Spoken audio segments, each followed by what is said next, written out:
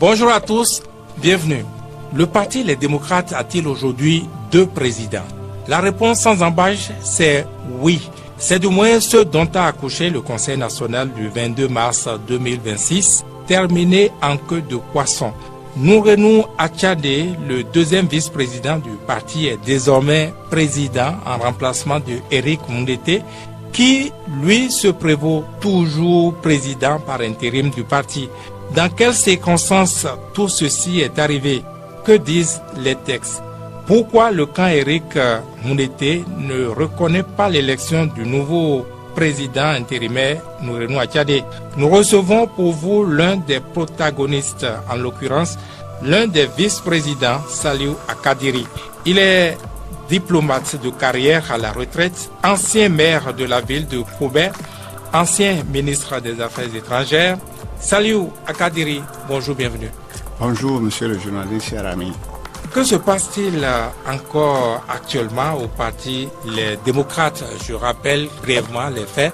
Le dimanche dernier, vous teniez votre conseil national. Quelques difficultés, quelques problèmes, me semble-t-il, et le président intérimaire, alors Éric Moundete, a mis un terme à la séance.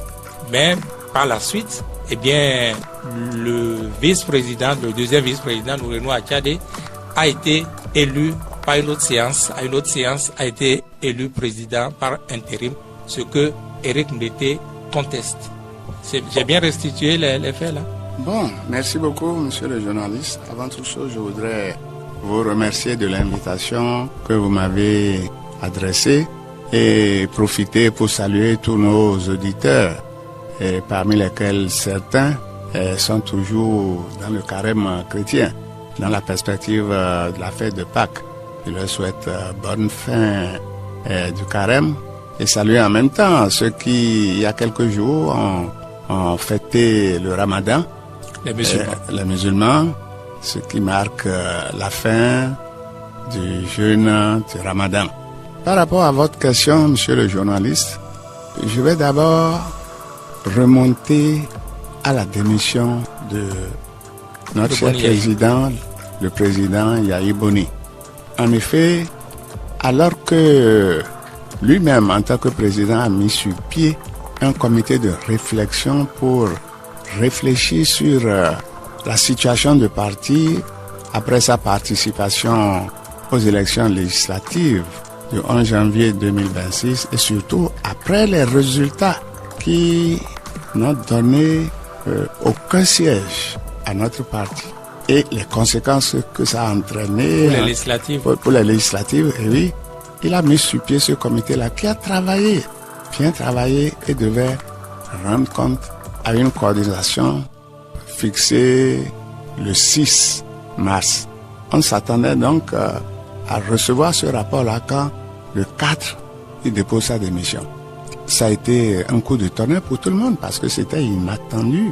En débattant de la question à la session du 6 et conformément à ce que prévoient les textes, certains ont estimé qu'il fallait prendre acte, surtout au vu des arguments qu'il a présentés, à savoir pour des raisons de santé, eh bien, il fallait prendre acte.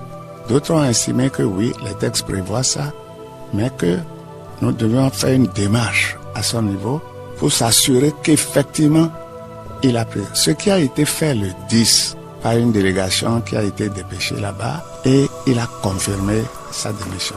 C'est alors que le 13 mars, vendredi 13 mars, la coordination nationale qui a été convoquée a pris acte de cette démission-là et a désigné, conformément à nos textes, Éric Moundete comme président par intérim.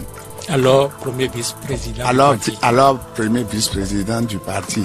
Donc, conformément à l'article 17, alinéa dernier, qui prévoit qu'en cas de vacance définitive du poste de président, eh bien, le Conseil national se réunit en session extraordinaire et nomme ou désigne un président par intérim qui a 3 mois, dispose de 3 mois pour engager, pour convoquer le congrès qui va définitivement régler ce problème de président.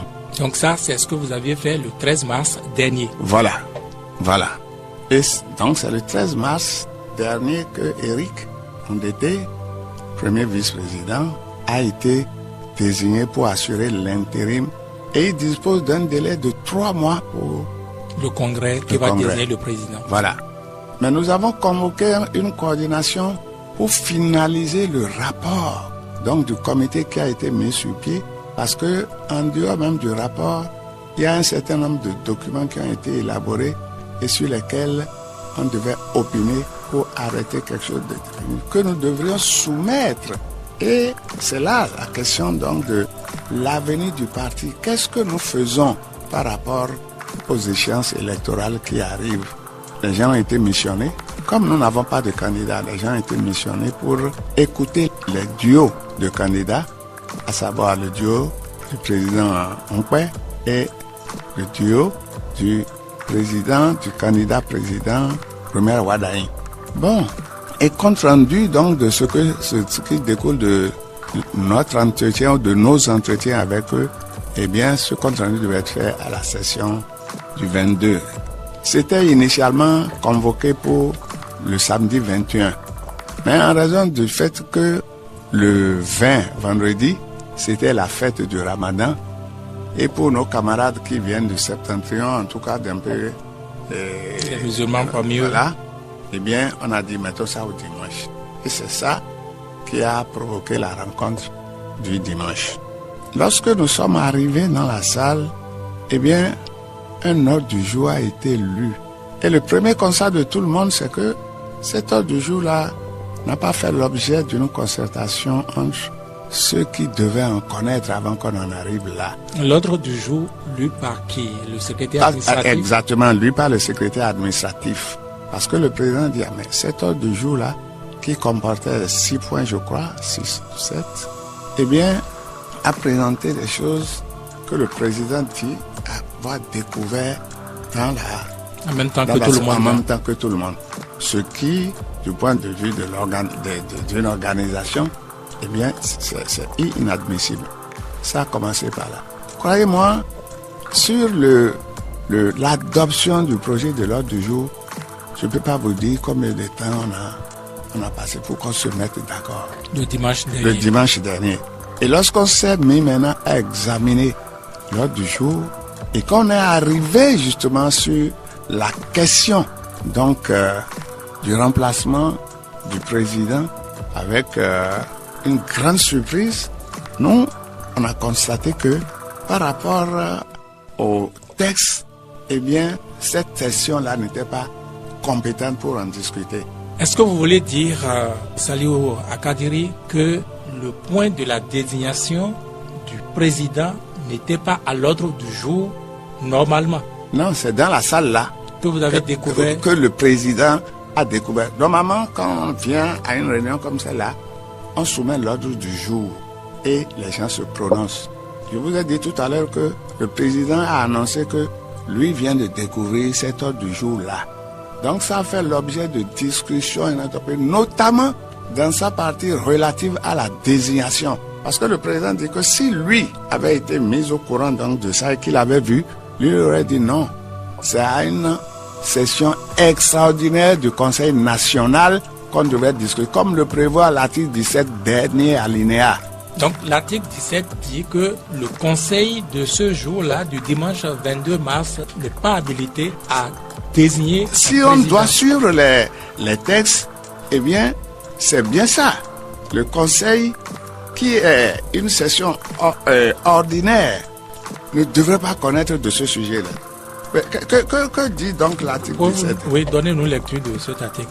En cas de vacances définitives, le premier vice-président assure son intérim en attendant la convocation à cet effet. Je le redis, à cet effet, d'un conseil national extraordinaire dans les 3 mois qui suivent. À cet effet. Donc, à ce conseil extraordinaire, l'unique point à l'ordre du jour devrait être la question du remplacement. Or, à la session donc de dimanche dernier, ils ont listé 24 postes 21 postes. On ne savait pas qu'il y en aurait un 22e, puisque c'est au cours de la science là qu'on a appris la démission du secrétaire à la communication, c'est-à-dire le docteur Mitokwe. Donc, en fait, les 21 postes, les postes à pouvoir, les postes vacants. Donc, le premier, c'est-à-dire celui du président. C'est comme ça qu'ils nous ont lu ça. Même cette liste, le président dit que lui, il n'a pas vu ça.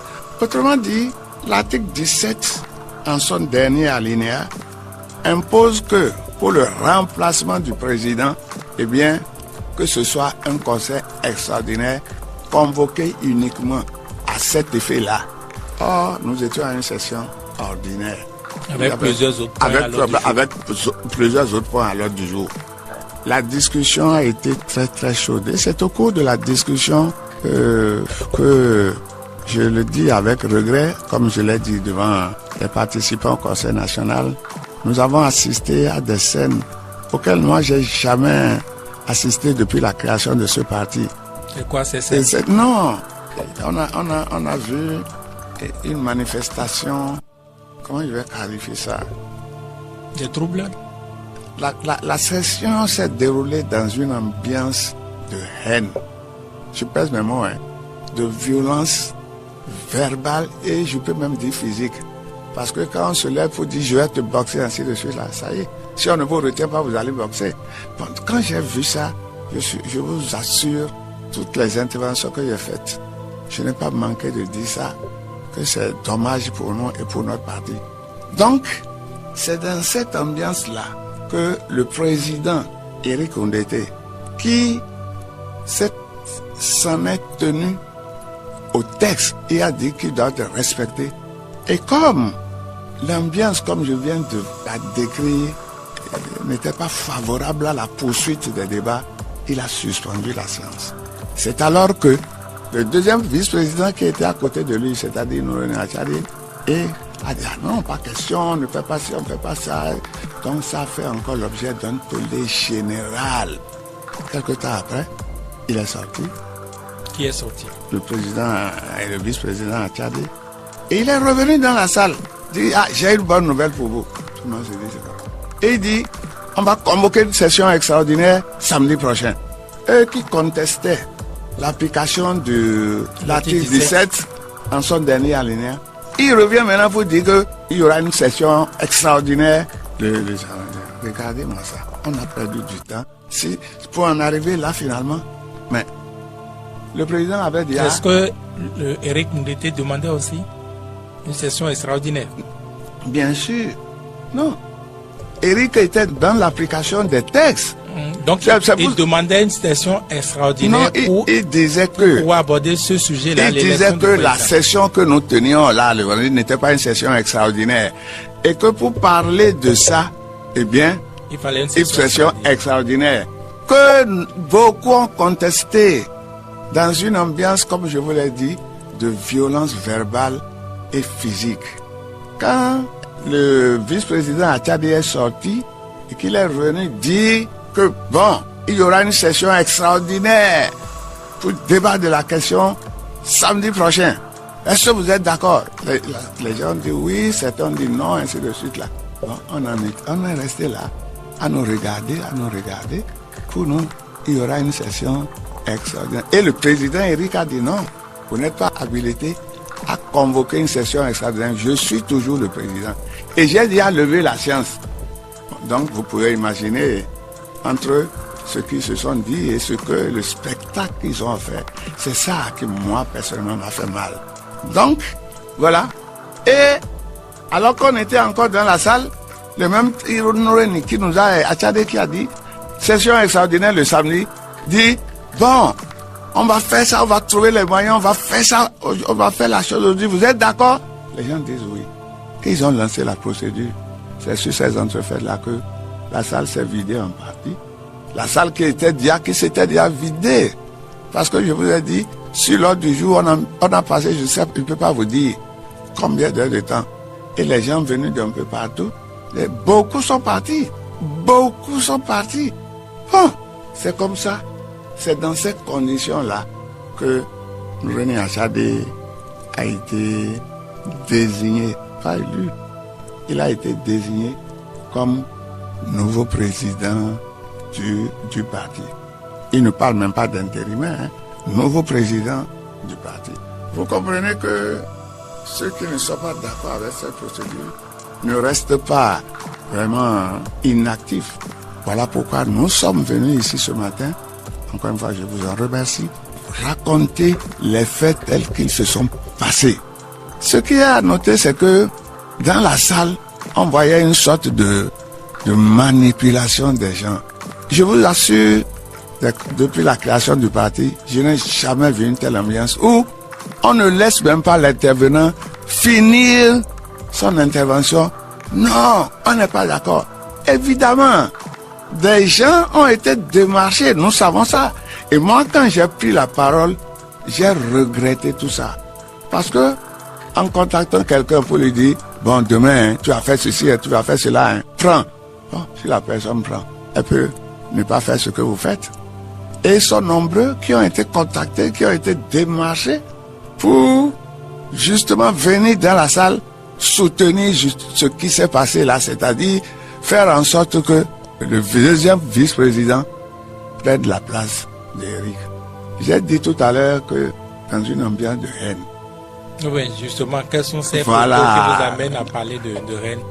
Monsieur le journaliste, l'article 17 donne un délai de 3 mois à Éric Oundété pour organiser la succession du président Yahi Boni, que nous regrettons, parce qu'il a fait ce qu'il a pu faire, de par son statut d'ancien président, de par son autorité, eh bien, il a boosté l'image du parti. Ça là, on peut pas nier ça. Et vous comprenez pourquoi ça a été une surprise pour beaucoup de le voir partir. On donne 3 mois à Éric Oundété pour organiser ça. Et en moins de 10 jours, une session ordinaire, pas extraordinaire comme prévoir les tests, vient les... Qu'est-ce qu'ils chassent? Si nous aimons vraiment, c'est ça, vous appelez reine. Oui, tout. Et à travers d'autres propos encore plus. Non, on ne fait pas ça. Juste, à titre personnel, je trouve que c'est une injustice. Sinon, quoi? Éric Oundété, il a dirigé ce parti-là depuis sa naissance jusqu'au congrès du parti à Parakou. C'est en raison justement des rivalités entre les responsables au sommet qu'on a dit que au congrès de Parakou, Yahi Boni a pris la tête du parti.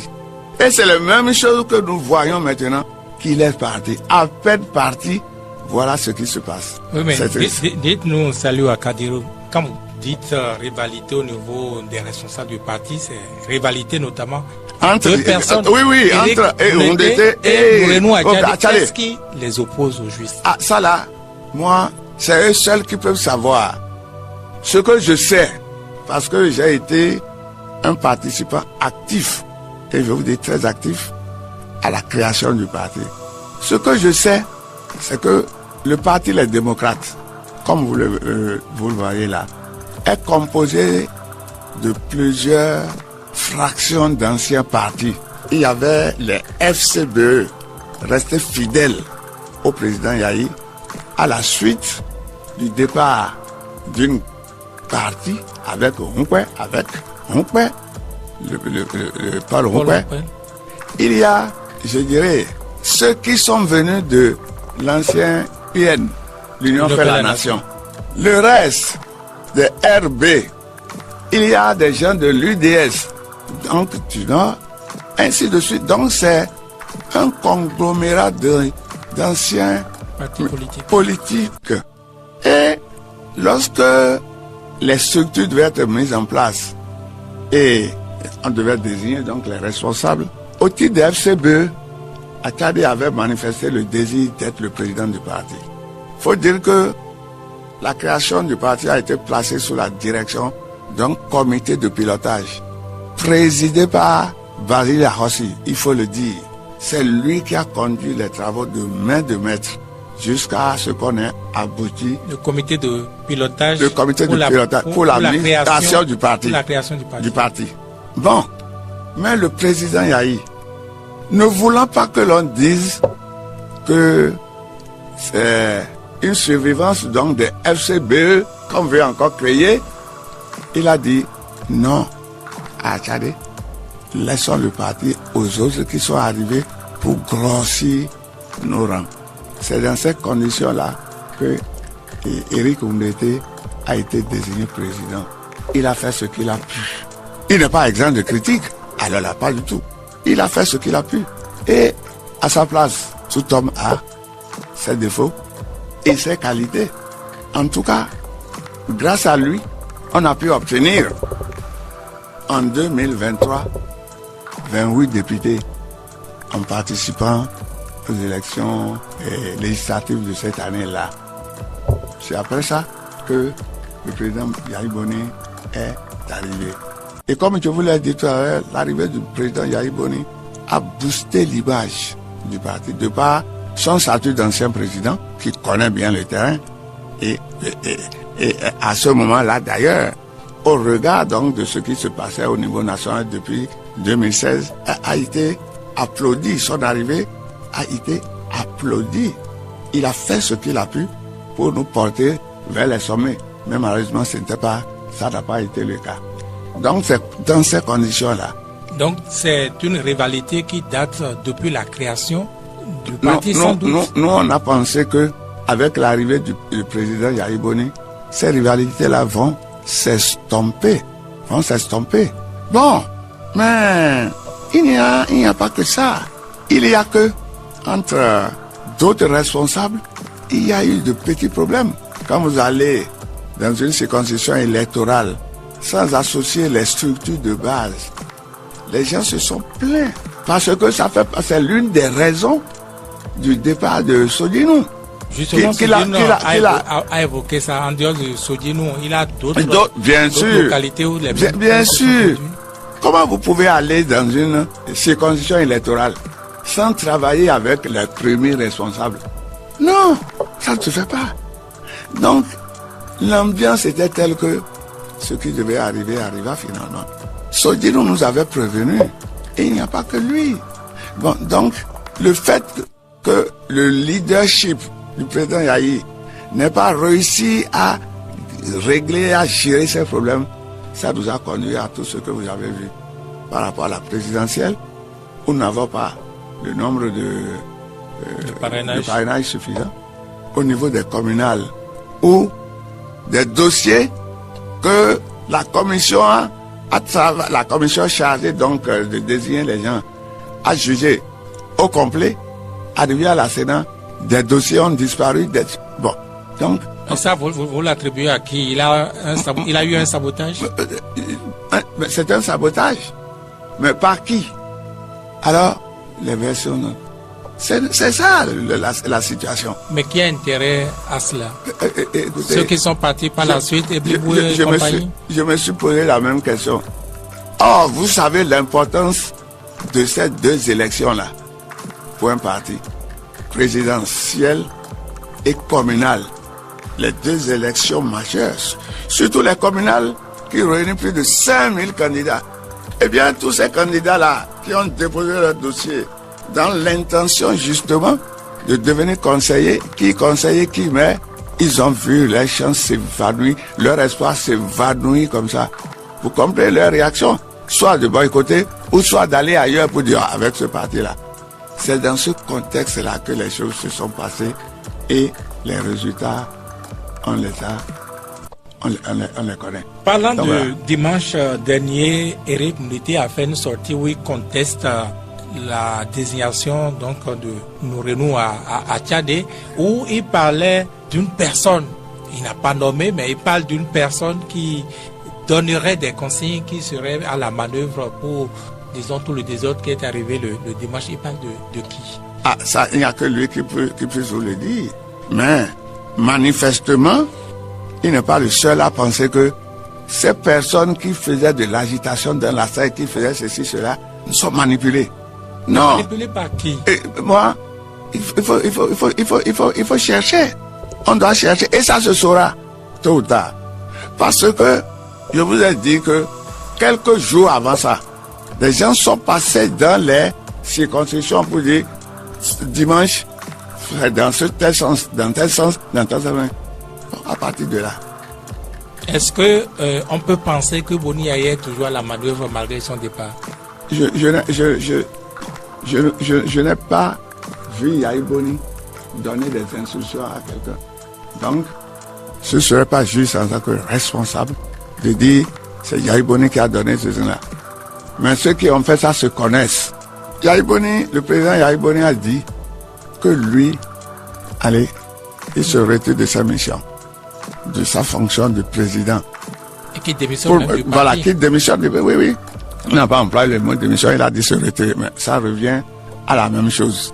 Mais nous, on l'a toujours considéré comme la personne emblématique majeure. Au moment où il n'était pas président, lorsque nous nous retrouvons dans une situation difficile, c'est lui, à lui qu'on se référait, et il apportait sa sagesse comme personne ressource, d'honneur à l'époque, oui, et on arrivait toujours à s'entendre. Bon, ça, je ne peux pas penser que ça l'honorerait, que quelque chose qu'il a construit de ses mains, il soit lui-même derrière pour détruire ça. Mais le spectacle que nous avons vu dimanche dernier, c'est pas un spectacle qui nous honore.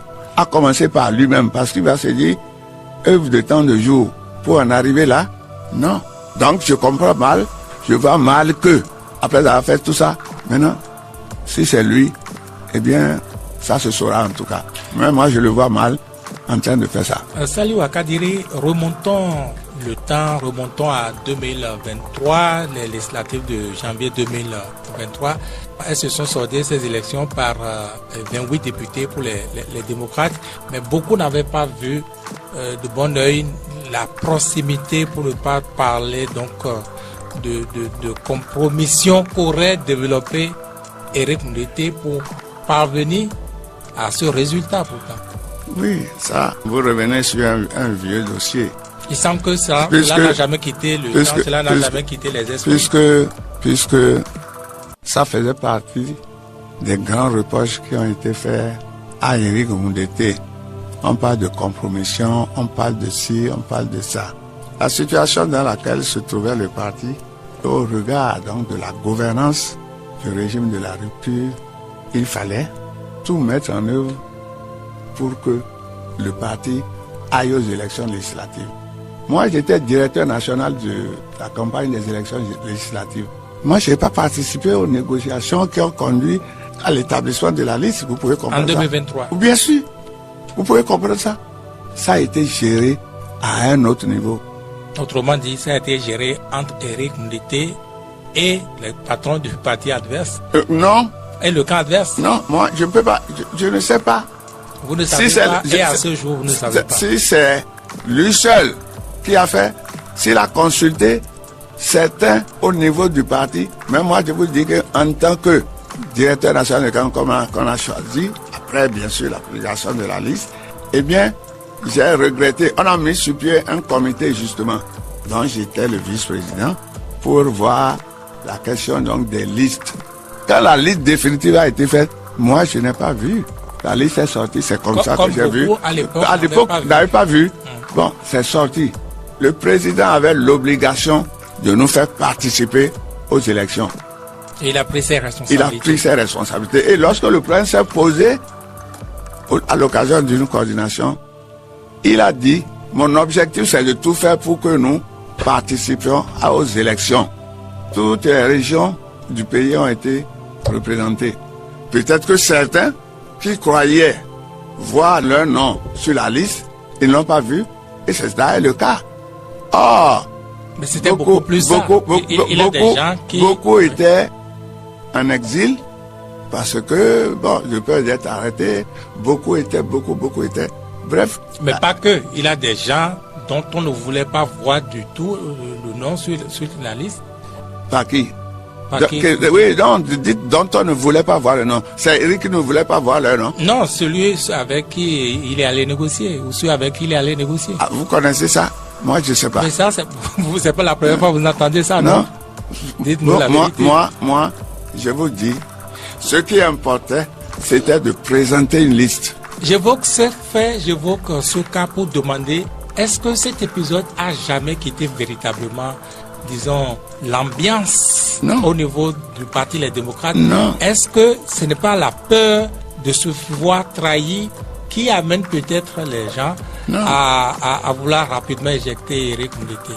Vous savez, Éric Ndete, à plusieurs reprises, a dit les raisons pour lesquelles il était obligé donc de produire cette liste-là et qu'il a pris ses responsabilités. Il s'en est excusé 1001 fois. À un conseil national, je me souviens, à un de nos réunions de coordination, le ministre Oudou Ali a dit non, arrêtons donc de critiquer. Il dit qu'il a pris sa... Et un responsable, il a mal fait. Mais n'oubliez pas que, avant même qu'on en arrive là, Éric Ndete était déjà soupçonné comme étant l'homme qui est très proche du président Patrice Talon, ainsi de suite là. Il était perçu comme l'homme qui n'acceptait pas que les finances, qui n'étaient pas vraiment consistantes à l'époque, eh bien, ne permettaient pas que l'on fasse de telles dépenses. Il était un peu dur sur les sorties d'argent. À ça là, oui, parce que il a tout dit. Moi, je ne vais pas me retrouver devant la cour des comptes ou bien devant ce qui est à papa là, la cuillère pour qu'on dise pourquoi vous avez ceci, cela là. Donc, effectivement, c'était très difficile. Bon, c'était vraiment difficile. Les financements publics auxquels nous avons droit ne sont pas arrivés. Les avantages que devait nous conférer notre statut de l'opposition, rien du tout. Il a fallu donc que ces 28 députés-là arrivent pour que, à partir un peu de dividendes. Voilà, pour que nous ayons de l'argent, nous ayons des ressources qui nous ont permis de faire tenir le parti et qui a permis d'embaucher des gens à des salaires, je ne peux pas vous dire. Et quand après, à la faveur de cette victoire, on a été remboursé en partie de ce truc-là, mais près de 600 millions sont arrivés dans les caisses et qui sont répartis à droite à gauche. Bon, on peut comprendre que quelqu'un qui a un élément trop économe, entre griffes, comme Éric, constitue un problème. Et pour ceux qui justement sont dans l'esprit donc de aller, il faut y aller. Donc aujourd'hui, on peut dire que sa présence ou son retour à la tête du parti, ne serait-ce même pas que pour 3 mois, peut être une source d'inquiétude, de peur et de ceci et de cela. Nous avons été obligés justement, face aux difficultés financières, à une des sessions de la coordination, de suspendre un certain nombre de salaires que nous payons à des responsables du parti. À cause des difficultés financières. À cause des difficultés financières. Donc vous comprenez que par rapport à ça seul, Éric est une cible bien trouvée pour dire qu'il ne faut pas qu'il revienne. Parce que je vous ai dit tout à l'heure, là, c'est 3 mois. Hein, et rien ne garantit que si on va au congrès 3 mois, il sera repris. Ils ont 3 mois pour préparer tout ce qu'ils veulent contre Éric. Oui, c'est pour ça que moi, je vous ai dit, je trouve ça injuste, je trouve ça comme de la haine contre sa propre personne. Saliou Akadiri, ces 3 mois, c'est 3 mois cruciaux. En temps, il y a donc la présidentielle. Et ça également, ça fait partie des soupçons que les gens ont, à savoir que, eh bien, Éric Ndete voudrait utiliser donc son temps d'intérim pour pouvoir conduire le parti vers un des candidats, en l'occurrence le candidat Romuald Wardai. Vous me donnez l'occasion de revenir un peu en arrière. Au moment où on préparait les présidents, on a été éliminé des présidentielles. Au moment où on préparait les communales et les législatives, conscient de ce que, ayant fait la lecture de notre capacité à réunir les 20% demandés dans toutes les circonscriptions, et comme les disent les textes, il faut faire un accord de coalition, de collaboration parlementaire. Nous avons réuni une session. Et la session a décidé de signer l'accord.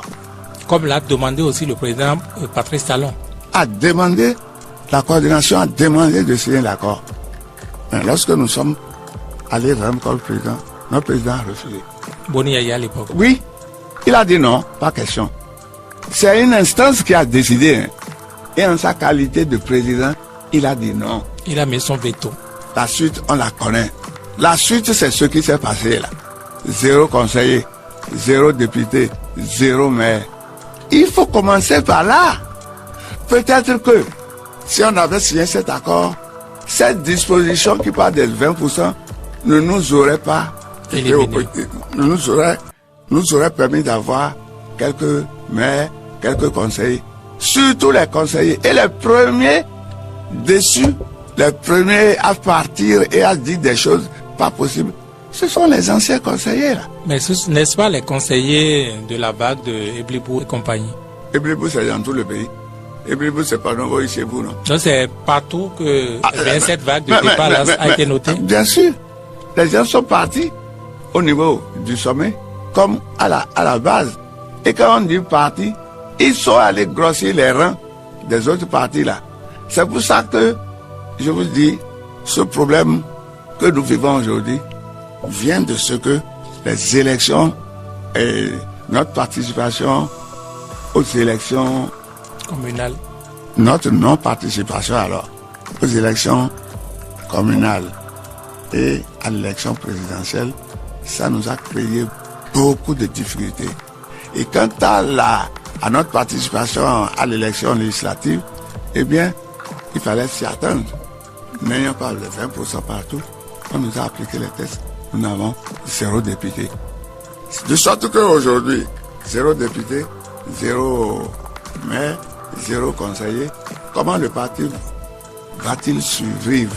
C'est la question fondamentale. Oui, mais est-ce la peur de cette tente de vaches maigres qui hante, donc, disons, le camp de Eric Ndete à entrevoir plutôt une proximité avec le pouvoir à aller soutenir Wadaï pour la présidentielle? Vous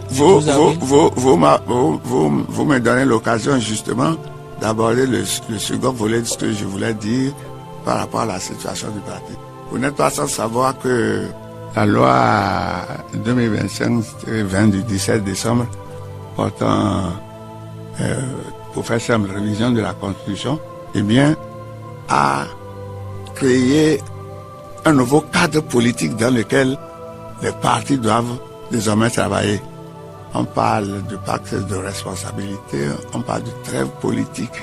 La trêve politique nous impose pendant 6 ans de ne faire que des observations, des contributions alternatives, ainsi de suite là, qui puissent permettre d'avancer. Donc pendant 6 ans, l'animation de la vie politique prévue dans la Constitution et prévue dans tous les documents qui régissent notre système démocratique, eh bien, pendant 6 ans, les partis seront obligés soit de se taire ou soit de faire attention à tout ce qu'ils vont dire pour que. Et pour un parti qui se trouve dans l'état que je viens de décrire, c'est-à-dire exempt et manquant de moyens, comment nous allons dire? On veut que le parti meure ou on ne veut pas que le parti meure. Vous savez, c'est parce qu'on n'est pas dans la culture, je ne dirais pas coalition, donc de collaboration. C'est quelque chose que d'autres pays expérimentent. En Afrique, tout le monde connaît le cas Wade et Diouf. Diouf, président de la République, du Parti Socialiste. Wade, président du PDS, complètement opposé. Les tensions étaient telles que, avec la sagesse des Sénégalais et des vieux, on les a mis ensemble jusqu'à ce que... Même si cela devait arriver, ce n'est pas la décision d'un camp contre un autre, ce n'est pas la décision du président. De quel président? Uniquement, Eric Ndete.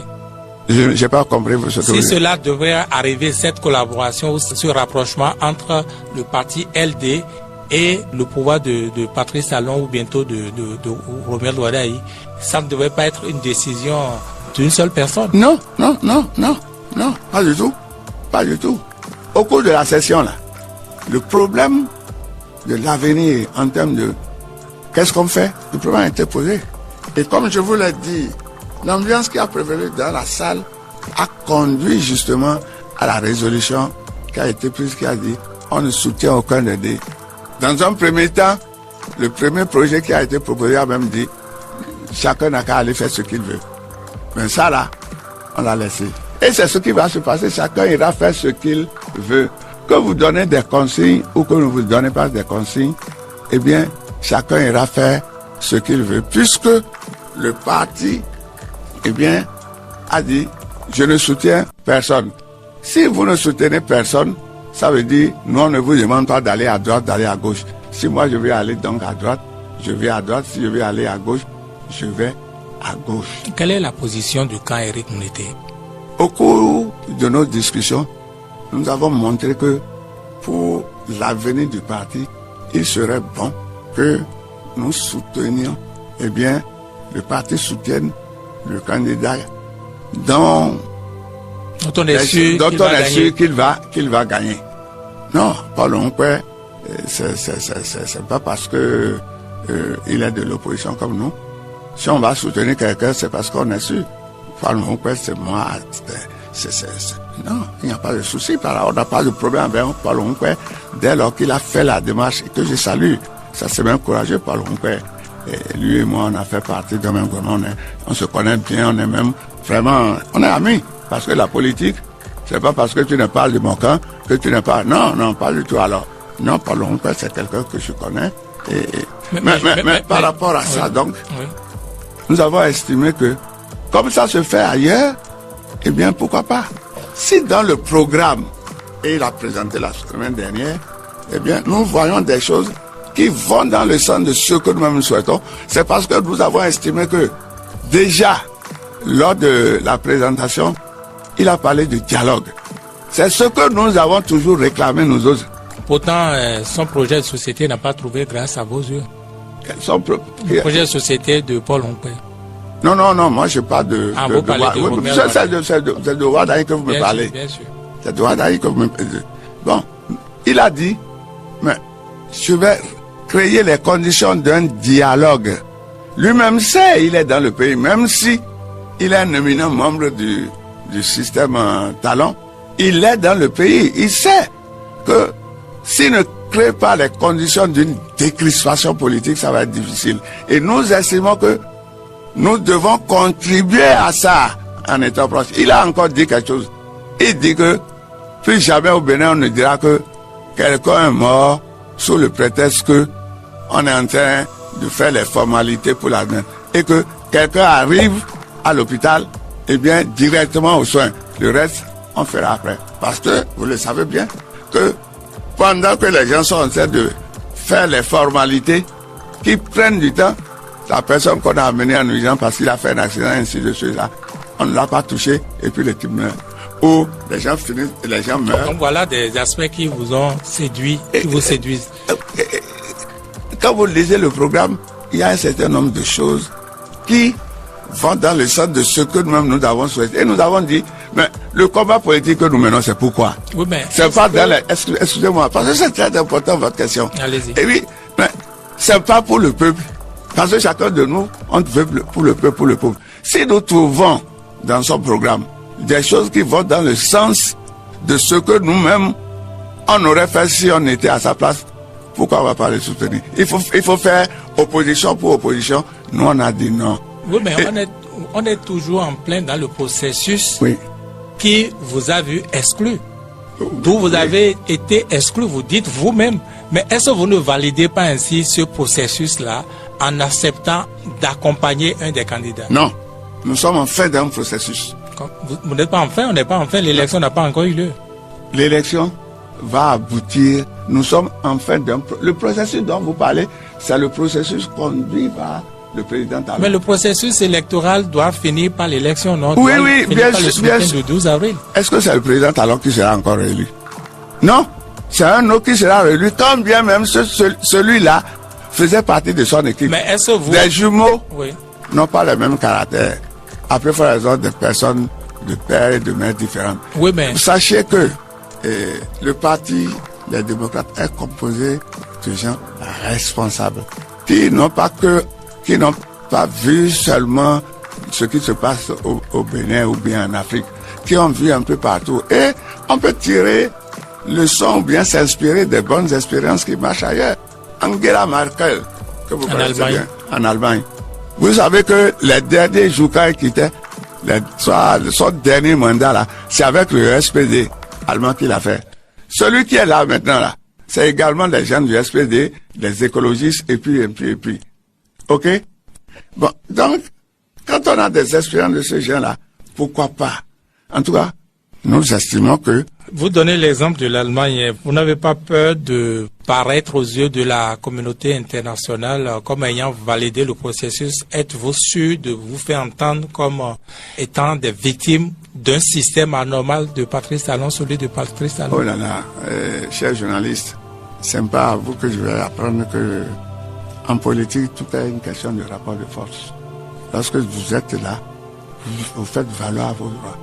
Et rien ne nous empêche, si arrivé là-bas, nous constatons que par rapport à ce que nous pensions, ce n'est pas ça. Rien ne nous empêche de sortir. Ah non!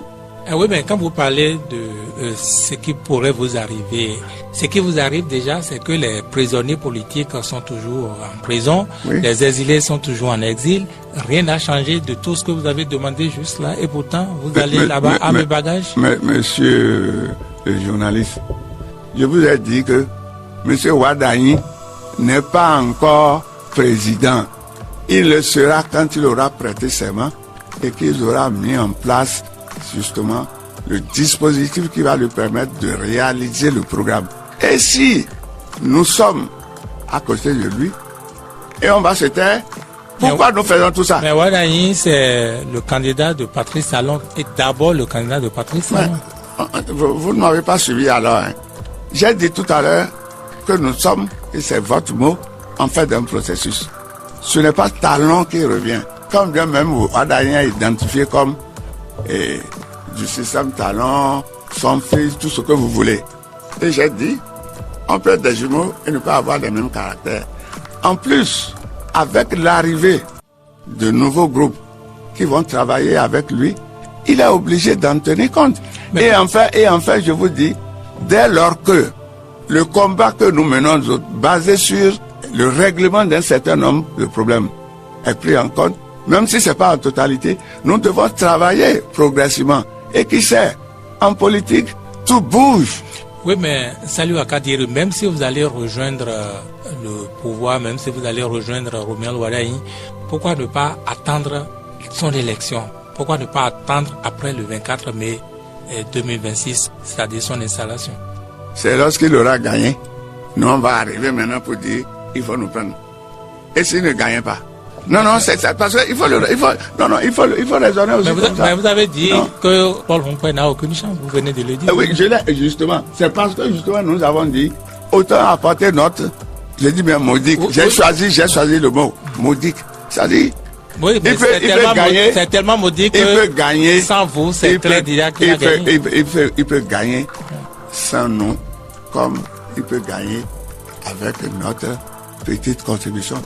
Mais si c'est après avoir gagné qu'on dit, on est arrivé maintenant, bon, en tout cas, c'est pas l'option. On va revenir au 22 mars, disons, à ce Conseil national de toutes les crises, de l'exacerbation. Qu'est-ce qui va être la suite? Qu'est-ce que vous faites, vous qui contestez l'élection de Nourenou à Tchadé? Qu'est-ce que vous faites? Qu'est-ce qui va être la suite? Vous avez vous-même évoqué tout à l'heure une déclaration qui est faite par, en introduisant, Éric se réclame toujours président. Oui.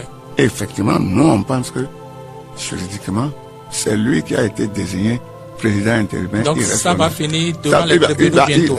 On va faire rétablir justement le droit, puisque c'est une violation des textes de la République. Peut-être que c'est nous qui sommes dans l'erreur.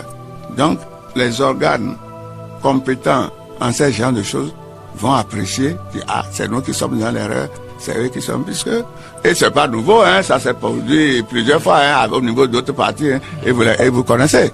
Bon, donc le moment venu, eh bien, la justice va trancher et dira, voilà. Le temps de la justice, on le connaît, c'est son temps, mais qu'est-ce que vous faites entre, disons, aujourd'hui et l'élection et la campagne?